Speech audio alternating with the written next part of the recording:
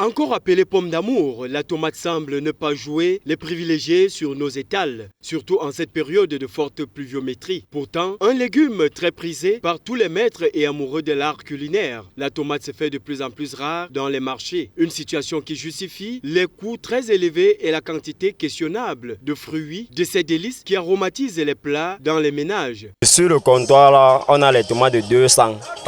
Vraiment, quand la tomate monte comme c'est monté, là, on ne peut plus vendre pour 100 francs, sinon la rien ne va pas sortir dedans. On est obligé de vendre à partir de 200, 300, 500. Il y a même pour 1000 francs. Donc ça dépend du client même qu'on a en face de nous.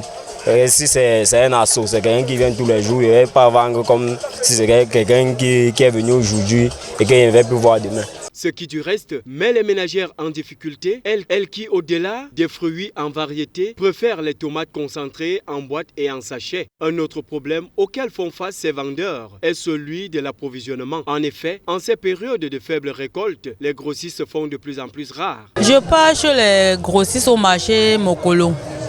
Oui, c'est là où je m'approvisionne. Il y a des jours que les prix sont tellement élevés, je vends aussi un peu cher. Il y a les jours que les prix sont abordables, je vends aussi selon comme j'ai acheté. Donc ils ne sont pas satisfaits tous les jours. Tout compte fait, cette rareté de tomates en fruits, si elle persiste, va s'ajouter au calvaire que vivent déjà les ménagères du fait de la vie de plus en plus chère au Cameroun.